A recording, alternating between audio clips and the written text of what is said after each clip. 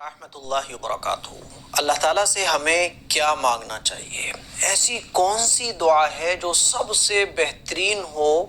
ایسی کون سی چیز ہے جو سب سے زیادہ ضروری ہو ہمارے لیے، جس کو ہمیں دعا میں مانگنا چاہیے؟ کون سی چیز ہے؟ ہم لوگ تو اپنی اپنی ڈیزائر کے حساب سے، اپنی اپنی پسند کے حساب سے اللہ تعالیٰ سے دعا مانگ لیتے ہیں ہاتھ اٹھا کر۔ پیسہ چاہیے تو اللہ پیسہ دے، کاروبار چاہیے اللہ کاروبار چلا دے، رشتہ نہیں ہو رہا تو اللہ رشتہ دے دے۔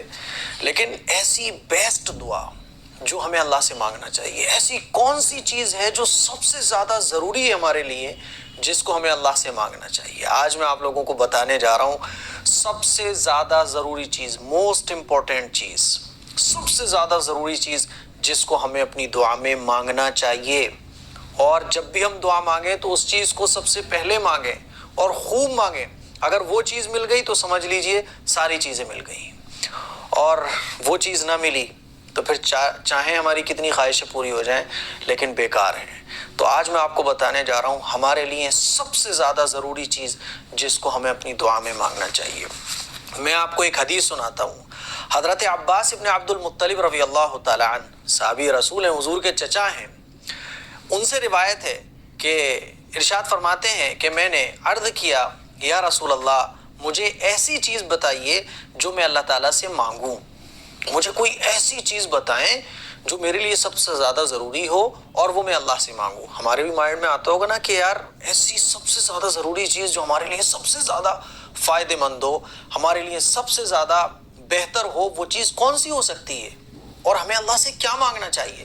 تو انہوں نے بھی پوچھا کہ یا رسول اللہ مجھے ایسی چیز بتائیے جو میں اللہ تعالیٰ سے مانگوں۔ آپ صلی اللہ علیہ وسلم نے فرمایا تم اللہ سے عافیت مانگو، تم اللہ سے عافیت مانگو۔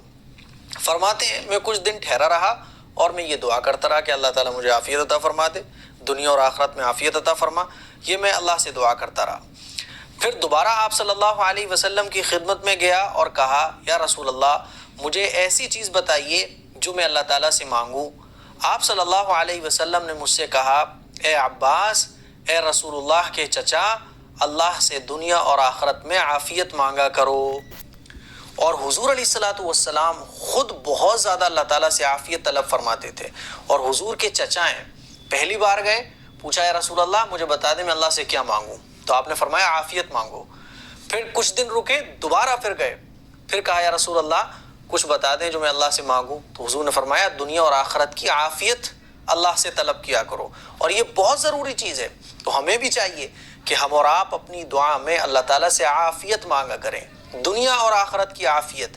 ایک دوسری حدیث ہے جو میں آپ لوگوں کو سنانا چاہتا ہوں، اور یہ حدیث جو ہے ترمذی شریف میں موجود ہے۔ حضرت عبداللہ ابن عمر رضی اللہ تعالی عنہما فرماتے ہیں کہ رسول اللہ صلی اللہ علیہ وسلم نے فرمایا تم میں سے جس کے لیے دعا کے دروازے کھولے گئے اس کے لیے رحمت کے دروازے کھول دیے گئے، اور اللہ تعالیٰ کے نزدیک اس سے عافیت مانگنا ہر چیز مانگنے سے زیادہ محبوب ہے۔ اللہ کو بھی بڑی پسند ہے عافیت۔ جب ہم مانگتے ہیں نا اللہ تعالیٰ ہمیں عافیت عطا فرما، اب یہ عافیت ہے کیا چیز میں بھی آپ کو بتاؤں گا، لیکن جب ہم اللہ سے عافیت مانگتے ہیں کہ اللہ تعالیٰ اے اللہ مجھے دنیا اور آخرت میں عافیت عطا فرما، اے اللہ میں تجھ سے عافیت طلب کرتا ہوں، تو اللہ تعالیٰ کو یہ سب سے زیادہ محبوب ہے یہ دعا۔ اسی طرح سے ایک تیسری حدیث ہے جو میں آپ کو سنانا چاہتا ہوں۔ حضرت ابوبکر صدیق رضی اللہ تعالیٰ عنہ سے منقول ہے، ارشاد فرماتے ہیں کہ میں نے رسول اللہ صلی اللہ علیہ وسلم سے یہ سنا کہ آپ صلی اللہ علیہ وسلم نے ارشاد فرمایا کہ تمہیں کلمہ اخلاص یعنی کلمہ شہادت کے بعد عافیت سے بڑھ کر کوئی چیز نہیں دی گئی، لہذا تم اللہ تعالیٰ سے عافیت کا سوال کیا کرو۔ تو میرے عزیز بھائیوں، میری بہنوں، ہمیں اپنی دعا میں سب سے ضروری چیز جو ہے وہ ہے عافیت۔ ہمیں اس کو اللہ سے مانگنا چاہیے، اے اللہ تعالیٰ مجھے دنیا اور آخرت میں عافیت عطا فرما، اے اللہ میں تجھ سے عافیت مانگتا ہوں، اللہ تعالیٰ عافیت عطا فرما۔ اب یہ عافیت ہے کیا؟ اس کا سیدھا سمپل جو ہے آپ لفظوں میں سمجھے کہ عافیت کا مطلب ہوتا ہے کہ دنیا کی اور آخرت کی بھلائیاں، اے اللہ تعالیٰ میرے حق میں جو چیز بہتر ہو، جو تو میرے حق میں بہتر سمجھتا ہو وہ عطا فرما، دنیا میں بھی اور آخرت میں بھی۔ کیونکہ دیکھیے ہم اپنی نگاہوں سے بعض دفعہ بہت ساری چیزوں کو اپنے حق میں بہتر سمجھ رہے ہوتے ہیں، اپنے اس مائنڈ سے ہم سمجھ رہے ہوتے ہیں کہ یہ چیز ہمارے لیے بہتر ہے، لیکن اللہ جانتا ہے کہ یہ چیز ہمارے لیے بہتر نہیں ہے۔ تو ہمیں یہ نہیں مانگنا چاہیے کہ اللہ مجھے یہ چیز پسند ہے یہ دے دے، بلکہ ہمیں یہ مانگنا چاہیے کہ اللہ تعالیٰ ہمیں تو عافیت عطا فرما دے، اور جو چیز میں چاہ رہا ہوں اگر یہ میرے حق میں بہتر ہو، دنیا کی کوئی چیز ہے جو آپ مانگ رہے ہیں تو اللہ سے دعا کریں کہ اللہ تعالیٰ یہ چیز جو مجھے پسند آ رہی ہے یہ اگر میرے حق میں بہتر ہو تو تو مجھے دے دے، اور اگر یہ میرے حق میں بہتر نہ ہو تو تو مجھ سے زیادہ بہتر جانتا ہے، تو بہتر جانتا ہے کہ میرے لیے کون سی چیز زیادہ بیٹر ہے، اے اللہ تو اس کے فیصلے فرما دے اور اللہ تعالیٰ اس سے مجھے دور فرما دے۔